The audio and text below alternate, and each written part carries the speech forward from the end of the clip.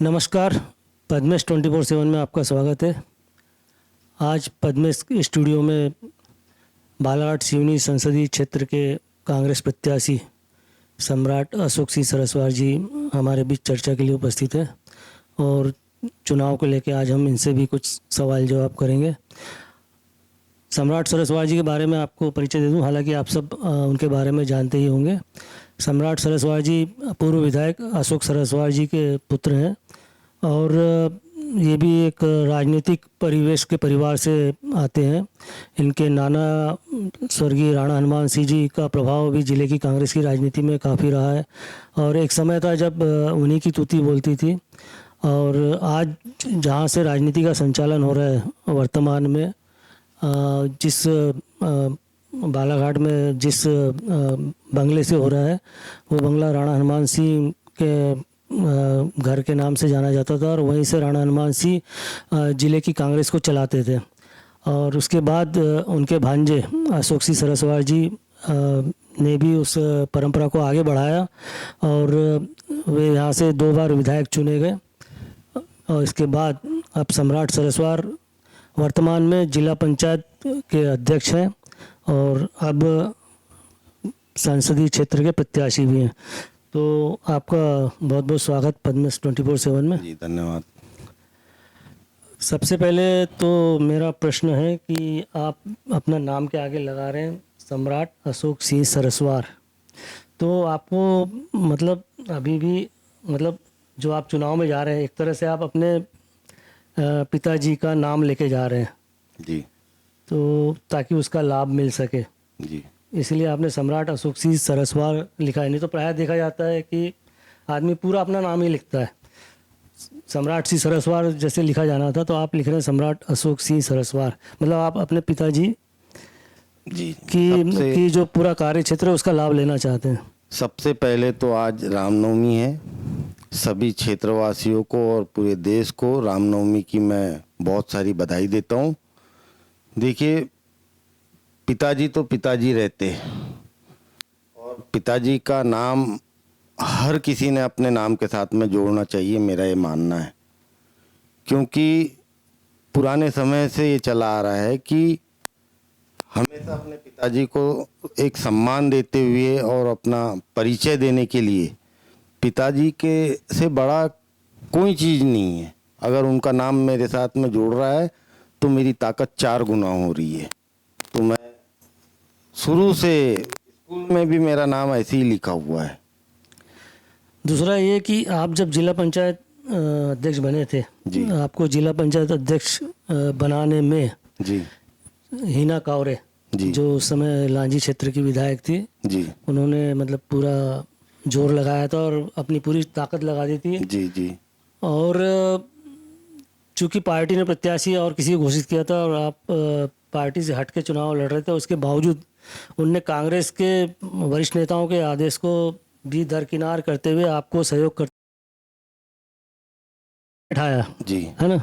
और उसके बाद आपने उन्हीं को इस चुनाव में टिकट जो जहाँ तक फाइनल लगभग था, जैसा कि हिना कावरे जी बता रही थी मार्केट में क्षेत्र में कि मतलब मेरी टिकट लगभग फाइनल है और मुझे ऊपर से आदेश हो गया और मैं मतलब वो क्षेत्र में घूम भी रही थी और आपने जिनने आपको बनाया जिला पंचायत में, आपने उन्हीं की टिकट को काट के अपनी टिकट ले आए।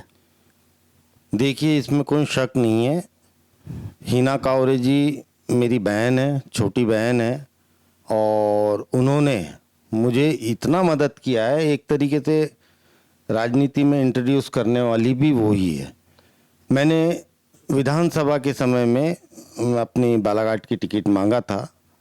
उसी समय मुझे कमलनाथ जी और दिग्विजय सिंह जी ने दोनों ने आश्वस्त किए थे कि अभी सब जगह का काम करो, हम लोकसभा में आपको टिकट देंगे। मैं सिर्फ 2 बार बड़े नेताओं से मिला था और उनसे अपनी टिकट की मांग किया था। उसके बाद भी मुझे उनने आश्वस्त किए थे, लेकिन मेरी ये सोच थी कि जब तक मेरा कंफर्म नहीं हो जाता, लिस्ट में नाम नहीं आ जाता, तब तक मैं कुछ ना बोलूं।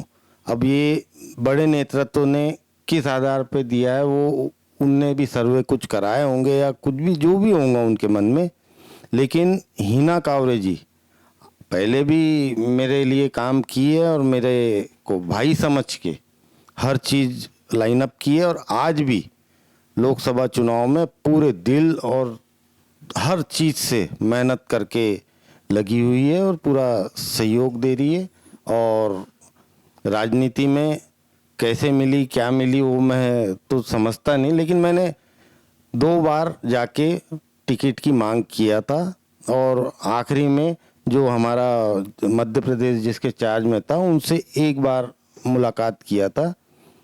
अब किस्मत की बात है, टिकट अपने को थोड़ा मिल लगा गई। नहीं, जिसने मेरे को जिला पंचायत अध्यक्ष बनाया मैं उसी के टिकट के लिए नहीं, काटने के लिए मैंने टिकट काटने के लिए किसी को नहीं बोला, मैंने अपने लिए टिकट मांगा है। अच्छा, आपने जब जिला पंचायत चुनाव के अध्यक्ष पद के लिए जब दावेदारी की थी, उसमें आपने स्पष्ट कहा था कि मैं विधानसभा का टिकट नहीं मांगूंगा, विधानसभा चुनाव नहीं लड़ूंगा। नहीं नहीं, मैंने आपने सार्वजनिक मंचों से भी बोला था। नहीं नहीं नहीं, कोई मंच से मैंने ये चीज़ नहीं बोला है। आप चेक करवा लीजिए, कोई मंच से मैंने अगर ये बोला हो कि मैं विधानसभा की टिकट नहीं मांगूंगा। अच्छा, आप जिला पंचायत अध्यक्ष भी हैं, फिर विधानसभा भी चाहिए, फिर लोकसभा भी चाहिए। देखिए, जिला पंचायत में मैंने सोचा था कि बहुत उसके माध्यम से मैं काम कर सकूंगा, लेकिन भारतीय जनता पार्टी ने आज स्त्री पंचायत को पूरा ख़त्म करके रख दिया है। और जहाँ तक पूरे प्रदेश की बात कर रहा हूँ, मैं बालाघाट जिले की नहीं कर रहा हूँ।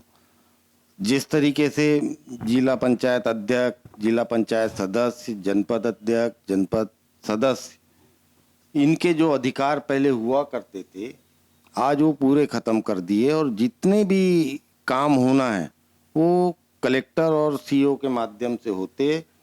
यहाँ तक के कि इतना गंदा माहौल है अभी जिला पंचायत का कि उसमें रहकर कोई काम नहीं कर सकते। और मैं जनता की सेवा अगर करना चाहता हूँ तो मेरे को उससे उठ के आगे बढ़ना पड़ेगा, और जिला पंचायत को और जनपद पंचायत को उनका अधिकार दिलाना बहुत ज़रूरी है। नहीं तो इतने लोगों से जीते हुए हमारे जनप्रतिनिधि, उनकी अगर काम न हो तो जनता के बीच में कैसे जाएंगे।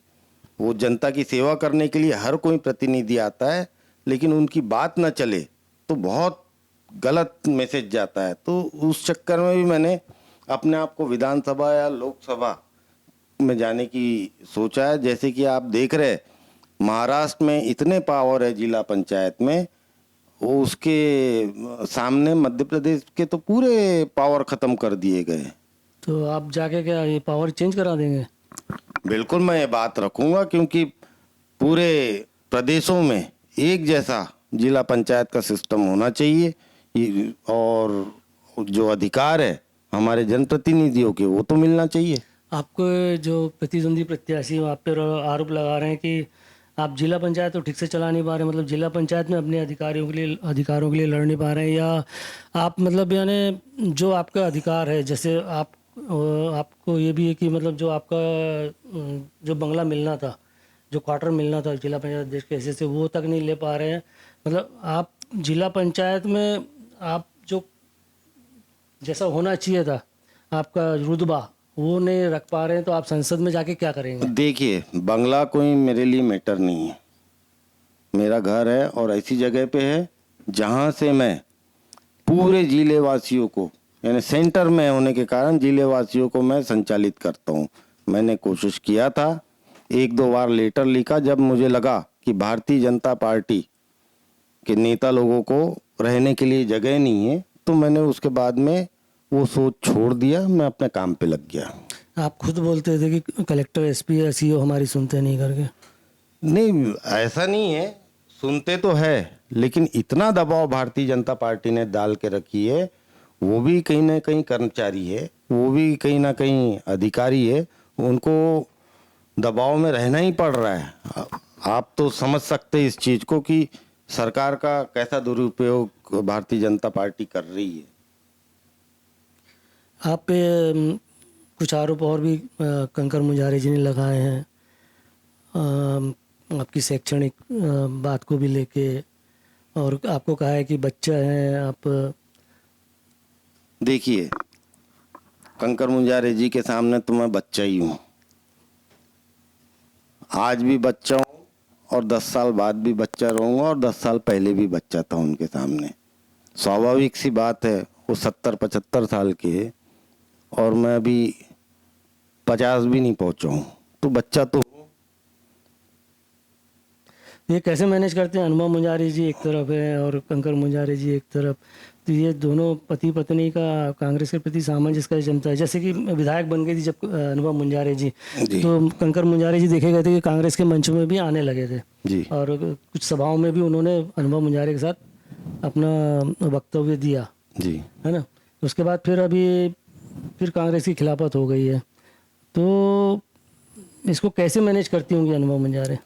देखिए, तकलीफ तो जारी होंगी उनको, और जैसा कि आप बोल रहे हैं, कंकर मुंजारे जी का स्वभाव ही ऐसा है। कई बार बात करने के पहले डर लगता है कि वो क्या बोल देंगे। मैं तो मानूंगा, सलूट करता हूँ हमारी आंटी को, अनुभा मुंजारे जी को। वो कैसे मैनेज करती इतना सारा, और आज का जो समय है, मैं मानूंगा कि पूरे क्षेत्र को उनने इतने सॉलिड तरीके से पकड़ के रखी है कि आज अनुभा मुंजारे जी हर फील्ड में परफेक्ट साबित हो रही है, और जो उनने बोल दिया तो बोल दिया। तो मैं मानता हूँ कि हर किसी की एक आदत होती है, वो आदत जाती नहीं है। अच्छा, फिर से मैं आ रहा हूँ कि आपने जो टिकट लाया, प्रत्याशी जो बने आप कांग्रेस में, कुछ लोगों का कहना है कि वहाँ ठाकुरवाद चला। जो प्रभारी थे मध्य प्रदेश के वो भी शायद ठाकुर थे, जी नहीं, दिग्विजय सिंह ठाकुर। तो ये चैनल से आपने लॉबिंग की और आपको ऐसा नहीं है। मेरी टिकट दिलाने के लिए कमलनाथ जी का भी प्रयास है, संजय कपूर जी का भी प्रयास है, और ये दोनों से तो मेरी पहले बात हुई थी कटंगी में। याद होगा आपको, आखिरी टाइम पे हेलीकॉप्टर के पास में कमलनाथ जी ने मुझे बुलाया था और उन्होंने स्पष्ट शब्दों में कहा था कि इतनी इतनी सीट आपको जिताना है, मैं लोकसभा में तुमको टिकट दे रहा हूँ। उसी समय उन्होंने बोल दिया था। तो अभी आपका चुनाव प्रचार कैसा चल रहा है? बहुत बढ़िया चल रहा है।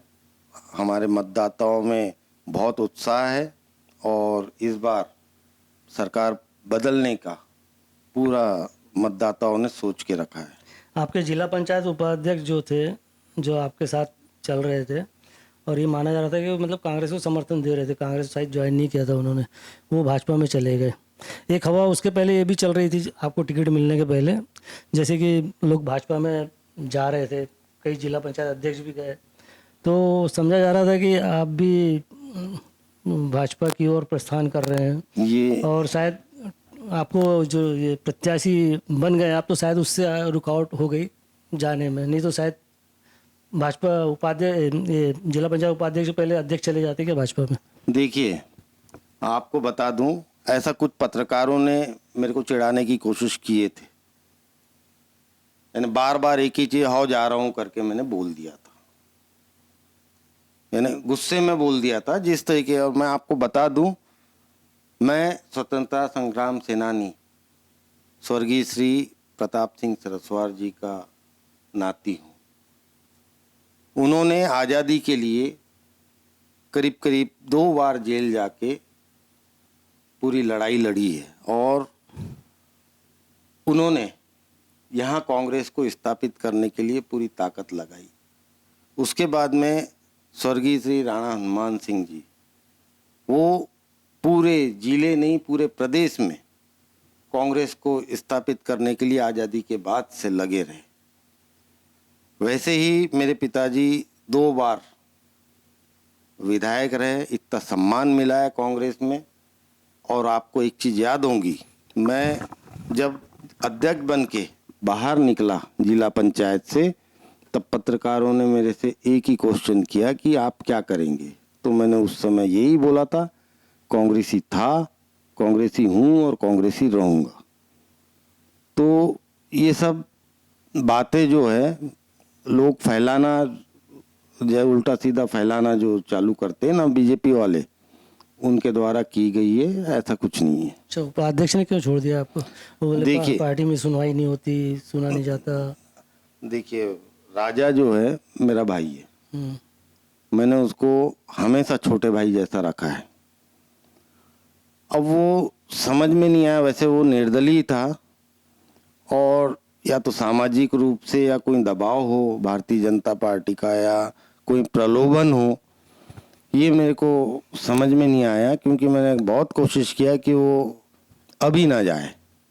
लेकिन अब अपनी अपनी लोगों की वो रहती है, क्योंकि हिना जी और मैंने उसके लिए काफ़ी प्रयास किए हैं और मैंने उसको हर जगह अपने साथ में रखा है और कभी भी ये एहसास नहीं होने दिया कि वो अध्यक्ष है या मैं उपाध्यक्ष हूँ। एक भाई की तरह उसको रखा है और हर जगह हम लोग साथ में रहे। हमको राम लक्ष्मण की जोड़ी बोली जाती थी और मैंने उसके बाद में ऐसा क्यों किया है उसने, वही जाने। ये अभी लोकसभा चुनाव के बाद ऐसा चल रहा है कि शायद जिला पंचायत में अविश्वास प्रस्ताव लाकर आपको हटाया जाएगा, इसमें कितनी सच्चाई है? देखिए, पूरे सदस्यों को मैंने एक परिवार की तरह रखा हुआ है।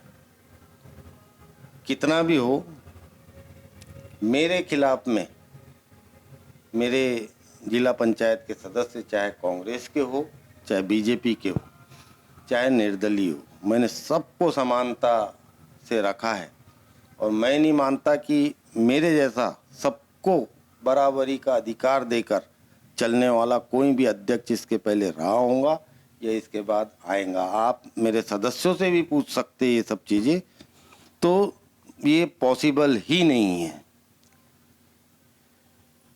बालाघाट सिवनी संसदीय क्षेत्र के लिए आपका जो घोषणा पत्र है वो तो खैर होगा पार्टी का, मगर आपका क्या नक्शा है जिले में क्या करना है करके? ऐसा कुछ आपने बनाया है कि मैं सांसद बन जाऊंगा तो मुझे जिले में क्या करना है, क्या कमी है, किसकी ओर ध्यान देना है?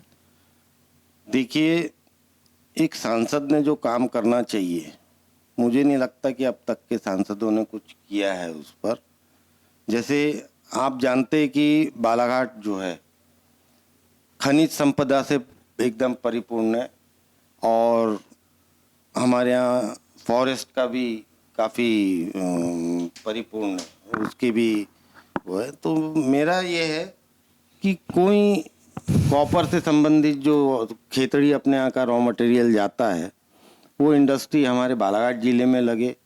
दूसरा, हमारे यहाँ सीमेंट प्लांट, बड़ा सीमेंट प्लांट का इसको बहुत अच्छा है। हमारे यहाँ लाइमस्टोन बहुत है लेकिन उसका यूज़ नहीं हो पा रहा है और उसी के साथ में सीमेंट प्लांट के लिए एक राखड़ यानी फ्लैश जो रहती है वो और लाइमस्टोन ज़्यादा यूज़ होता है। तो हमारे पास में तिरोड़ा है, तिरोड़ा से फ्लैश काफ़ी मिलती है और हमारे किरनापुर क्षेत्र में लाइमस्टोन हजारों एकड़ में। तो मैंने इस पे पहल भी किया था, पहले प्रफुल्ल भाई पटेल जी के साथ में मैंने कोशिश किया था, लेकिन उस पद में नहीं होने के कारण मैं इसको ज़्यादा आगे नहीं बढ़ा पाया। बहुत शानदार प्लांट हमारे यहाँ पे सीमेंट प्लांट लग सकता है, उसी के साथ में मैंगनीज से संबंधित भी काफ़ी सारे बड़े प्लांट लग सकते हैं।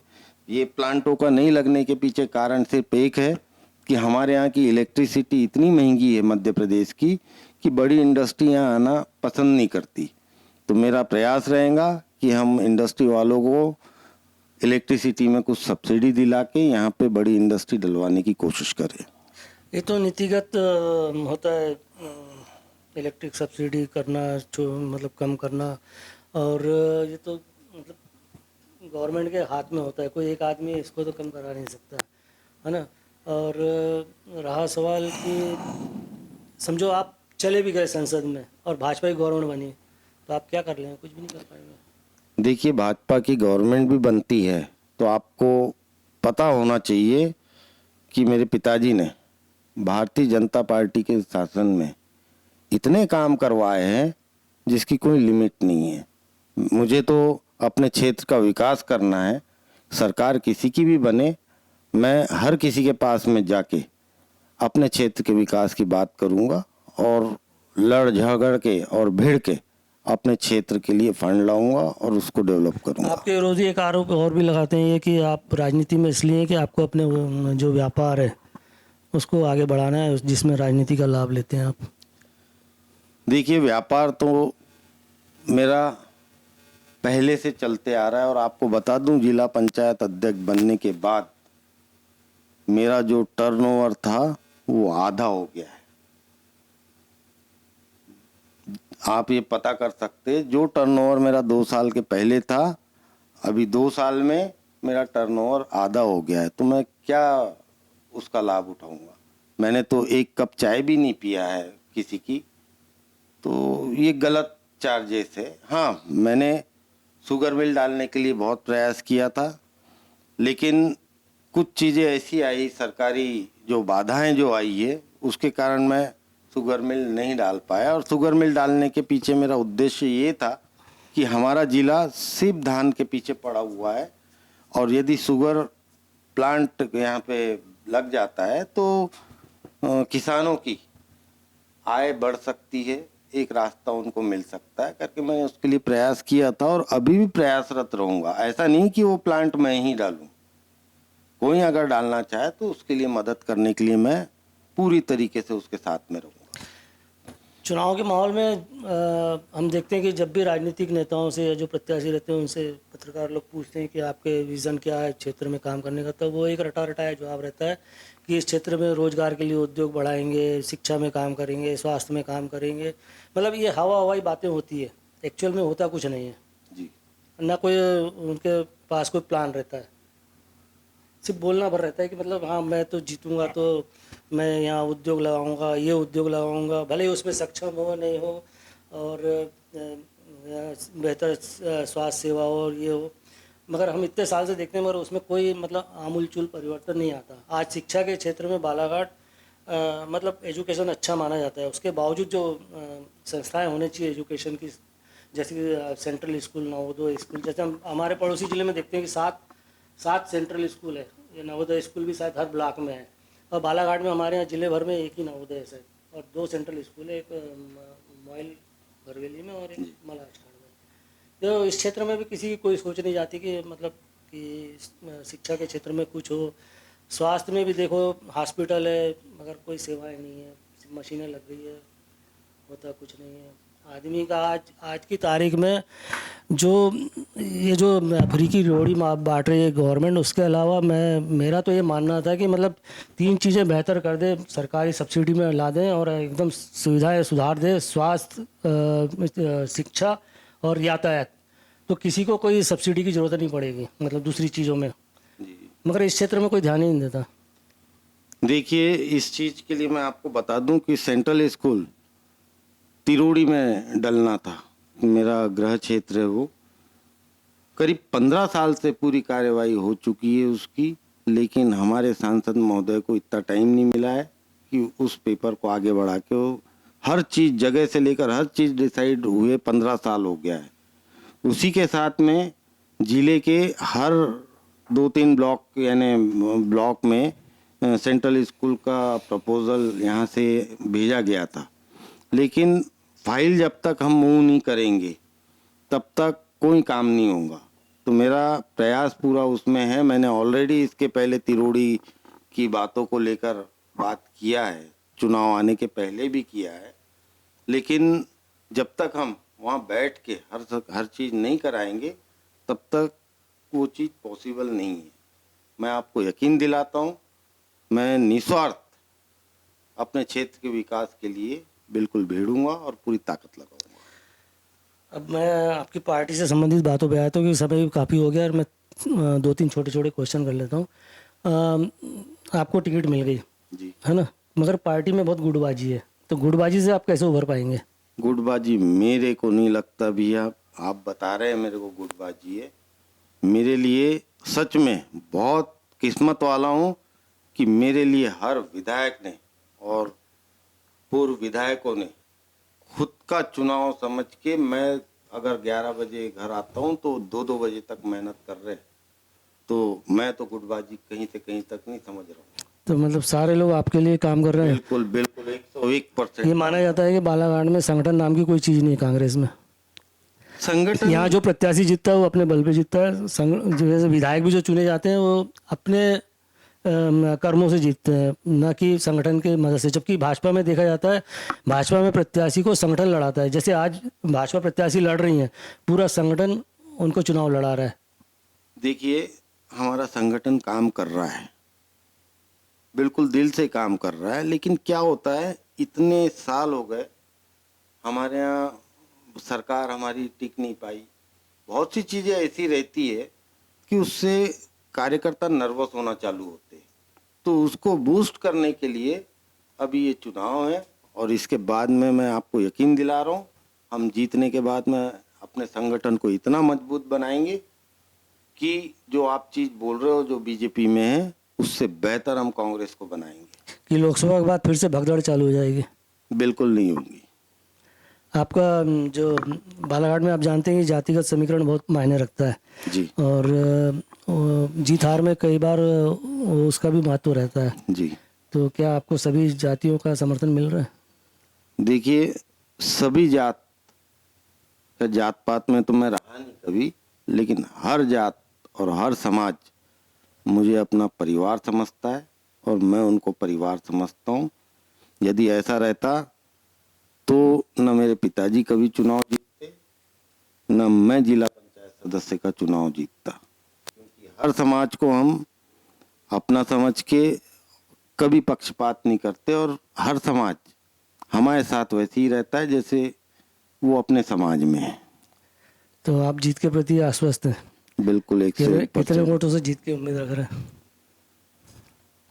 1.5 लाख के तो ऊपर ही जीतेंगे। चलो, मेरी शुभकामनाएं आपके लिए कि आप सफल हो, और आप पद्मेश 24/7 में आए उसके लिए धन्यवाद। और आप कुछ कहना चाहते हैं मतदाताओं से तो आप बोल सकते हैं। देखिए, 19 तारीख को मतदान है। मैं आपको विश्वास दिलाता हूँ कि मैं पूरी ईमानदारी और निष्ठा से, जिस तरीके से मेरे परिवार ने क्षेत्र की और हमारी जनता की सेवा किया है, बिना लाग लपेट के और बिना कमीशन खोरी के, उसी तरीके से मैं आपकी सेवा में हमेशा रहूँगा। और बालाघाट से लेकर दिल्ली तक आप लोगों के जो भी काम हो, उसके लिए अपना काम समझ के अपना वो करूँगा, और कभी आपको शिकायत का मौका नहीं दूंगा। मैं आपसे निवेदन करता हूँ, 19 तारीख को मुझे आशीर्वाद देके कांग्रेस पार्टी के पंजा निशान पे 3 नंबर की बटन पे मतदान करे और मुझे सेवा का मौका दे। धन्यवाद। अंतिम प्रश्न पूछ लेता हूँ जी। आप सफल हो रहे हैं तो आप मान रहे हैं, ठीक है, मगर चुनाव में कुछ नहीं कहा जा सकता। बाय द वे समझो, जी। कुछ स्थिति बेहतर नहीं रही तो क्या फिर विधानसभा की दावेदारी करेंगे आप?